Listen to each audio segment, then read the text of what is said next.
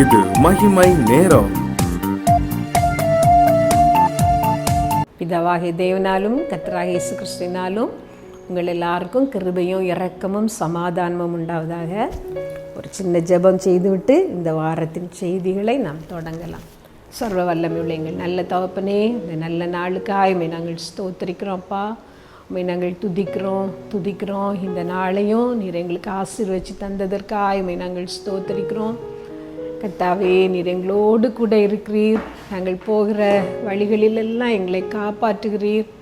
உமக்கு பிரியமானதை செய்ய எங்களுக்கு போதிக்கிறீர். கர்த்தாவே, நாங்கள் ஸ்தோத்திரிக்கிறோம். நீர் எங்களுக்கு தந்திருக்கிற இயேசு விலையேற பெற்ற நாமத்திற்காக நாங்கள் ஸ்தோத்திரிக்கிறோம். நாங்கள் தொழுது கொள்ளும் பொழுதெல்லாம் எங்களுக்கு சமீபமாய் நீர் இருப்பதற்காக நாங்கள் ஸ்தோத்திரிக்கிறோம். இப்போது இயேசப்பா, இந்த ஜெபத்தில் இணைந்திருக்கிற நாங்கள் எல்லாரும் உம்முடைய முகத்தை நோக்கி பார்த்து, இயேசுவே நீர் எங்களுக்கு நல்லவர், நீர் எங்கள் தேவன், நீர் எங்கள் ஆண்டவர், நீர் எங்களுக்கு போதுமானவர், உம்மாலன்றி எங்களுக்கு வேறொரு வழி இல்லை என்று அறிக்கையிட்டு உம்மை துதிக்கிறோம். இயேசப்பா, இந்த நேரத்திலே நீர் எங்களை நிரப்பும் அப்பா, எங்களை ஆட்கொள்ளும். உம்முடைய திவ்ய பிரசன்னம் எங்களை நிரப்பட்டும் கர்த்தாவே.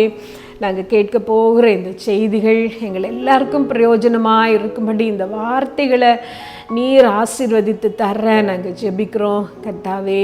ஏற்ற வார்த்தைகளினால் என்னையும் நீ நிரப்பும். நான் உன் வாயோடே இருந்து நீ பேச வேண்டியதை உனக்கு போதிப்பேன் என்று அன்னைக்கு மோசேக்கு சொன்னீரே, அதே போல் நீர் எனக்கு உதவி செய்யும்ப்பா.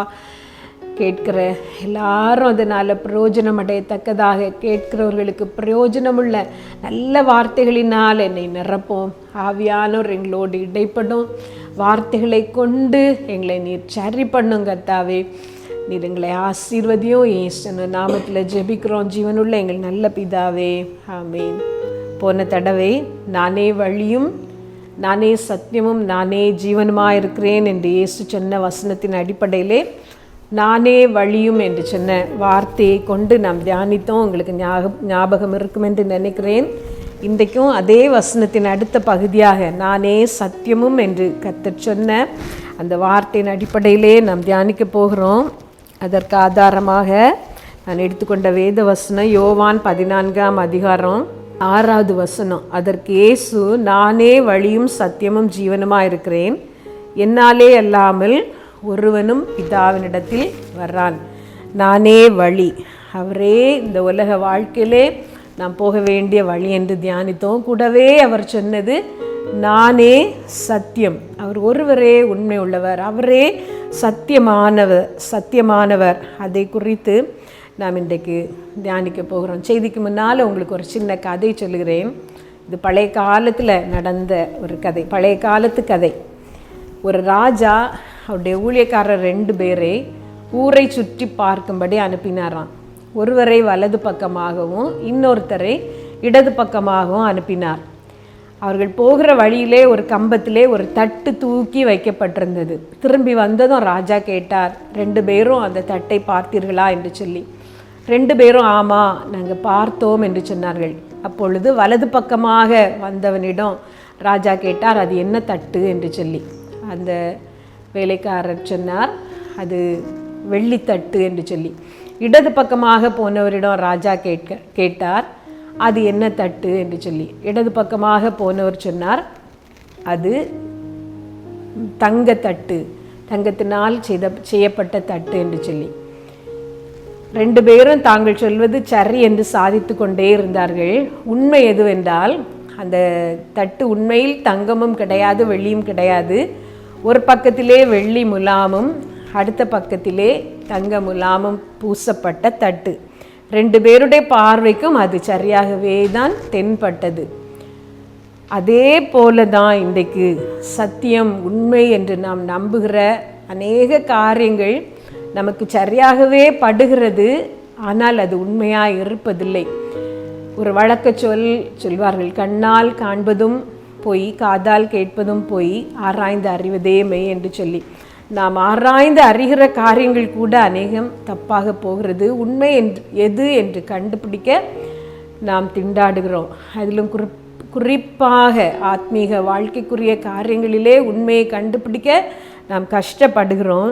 நமக்கு எளிதாக ஆண்டவர் ஒரு வழியை தந்திருக்கிறார், ஒரு உண்மையை சொல்லி போயிருக்கிறார். நானே உண்மை, நானே சத்தியம் என்று சொல்லி.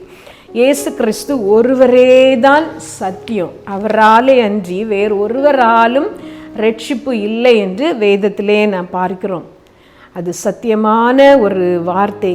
ஏன் அவர்தான் உண்மை உள்ளவர், ஏன் அவர்தான் சத்தியம் என்று நாம் பார்க்கும் பொழுது யாத்திராகமம் 34:6 வானத்தையும் பூமியும் உண்டாக்கின சர்வ வல்லமையுள்ள தேவனை பற்றியும் அவர் மகா தயையும் சத்தியமும் உள்ள தேவன் என்று சொல்லியிருக்கிறது. அவர் எவ்வளவேனும் பொய்யுரையாத தேவன், அவர் உண்மை உள்ளவர். எந்த மனுஷனும் பொய்யன் என்று வேதத்தில் நாம் பார்க்கிறோம். மனுஷருடைய வார்த்தைகள், அவர்களுடைய கிரியைகள் எப்போதும் உண்மையாக இருப்பதில்லை. நம்மிடம் அன்பாக பேசுகிற அநேகர் உண்மையில் ஒரு அன்பு வைத்து நம்மிடம் பேசுவதில்லை. நம்மோடு ஒரு ஆழமான உறவு கொண்டு பழகுகிற அநேகர் உண்மையில் நம்முடைய நன்மைக்காகவோ நமக்கு நன்மை வர வேண்டும் என்பதற்காகவோ நம்மிடம் பழகுவதில்லை. அவர்களுக்கு ஏதோ ஒரு உள்நோக்கம் அதில் இருக்கலாம். அன்புள்ளவர்களே கிடையாது என்று நான் சொல்லவில்லை, உண்மையான அன்புள்ளவர்கள் உண்டு. ஆனாலும் போலிகளும் நிறைந்திருக்கிறது. வாழ்க்கையின் காரியங்கள் அப்படித்தான். உண்மையானதை நாம் கண்டுபிடிக்க கஷ்டப்படுகிறோம். ஆவிக்குரிய உலகத்திலும் அப்படிதான். ஆண்டவரை பற்றி அறிகிற காரியம், மறு உலகத்திற்கு போக நாம் படுகிற பிரயாசங்களிலும் உண்மை எது தப்பு எது என்று கண்டுபிடிக்கவே நாம் கஷ்டப்படுகிறோம். நாம் கஷ்டப்படாமல் எளிதாக ஏற்றுக்கொள்ள ஆண்டவர் நமக்கு சொன்ன காரியம்தான் நானே சத்தியம், அவர் ஒருவரே சத்தியம். ஏன் அவர் ஒருவரே சத்தியம் என்றால், வானத்தையும் பூமியும் உண்டாக்கின அந்த உண்மையுள்ள தேவன், அந்த உன்னத தேவன் மாம்சமானார். இயேசு என்கிற நாமத்திலே அவர் மாம்சமானார். அவர் மாம்சமாகி ஒரு குழந்தையாய் கன்னிமரியாளின் வயிற்றிலே பிறந்து நமக்காக இந்த உலகத்திலே வாழ்ந்து நமக்காக அவர் பாடுபட்டு தன்னுடைய ஜீவனையே தன்னுடைய இரத்தத்தையே முழுவதும் நமக்காக இந்த உலகத்திலே தந்துவிட்டு அவர் உயிரோடு எழுந்து பரலோகத்திற்கு எழுந்தருளி போனார். எழுந்தருளி போகிற சமயத்தில் தான் அவர் சீஷர்களோடு சொல்கிறார், நான் போகிறேன், திரும்ப உங்களை அழைத்து கொண்டு போக வருவேன். அந்த இடைப்பட்ட நாட்களிலே நீங்கள் நம்ப வேண்டிய ஒருவர் நான் தான், நானே சத்தியம், என்னை நீங்கள் தாராளமாக நம்பலாம், நானே உங்கள் தேவன். இயேசுவை போல மனிதரிடத்திலே அன்பு காட்டின எவரையும் நாம் பார்க்க முடியாது. இயேசுவை போல மனிதருக்காக அடிப்பட்ட இரத்தம் சிந்தின, நம்முடைய பாவங்களை ஏற்றுக்கொண்டு நம்முடைய மீறுதல்களுக்காக பாதிக்கப்பட்ட இன்னொருவரை நாம் இந்த உலகத்திலே நாம் பார்க்க முடியாது. அவர் ஒருவரே பாவங்களுக்காக அடிக்கப்பட்டவர், அவர் ஒருவரே நமக்காக இரத்தம் சிந்தினவர், அவர் ஒருவரே நமக்காக பரலோகத்திற்கு எழுந்தருளி போய் ஒரு அழகான ராஜ்யத்தை உண்டு பண்ணி கொண்டிருக்கிறவர். அந்த இன்ப ராஜ்யத்திற்கு நாம் போக வேண்டுமானால் அவரே நமக்கு சத்தியமும் ஜீவனுமாய் இருக்க வேண்டும். அவரே நம்முடைய வழியாக இருக்க வேண்டும். இதை கேட்கிற நீங்கள், இதுவரைக்கும் இயேசுதான் எனக்கு எல்லாம், அவர்தான் சத்தியம் என்று நீங்கள் இதுவரைக்கும் ஏற்றுக்கொள்ளவில்லையானால் இன்று நீங்கள் தாராளமாக ஏற்றுக்கொள்ளலாம்.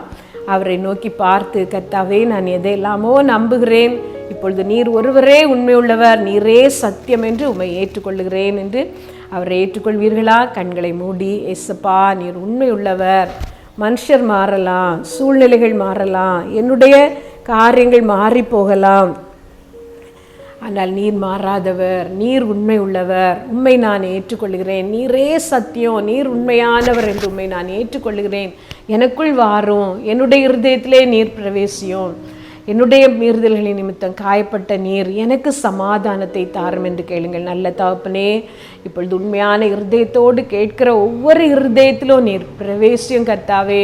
உண்மை உள்ளவராக அவர்களுடைய பாவங்களை மன்னித்து அவர்களை வழிநடத்த போதுமானவராக நீர் அவர்களுக்கு வெளிப்படும். உம்முடைய நாமம் மகிமைப்படட்டும், சகல துதியும் உமக்கு உண்டாகட்டும். இயேசுவின் நாமத்தில் கேட்கிறோம் பிதாவே, ஆமென்.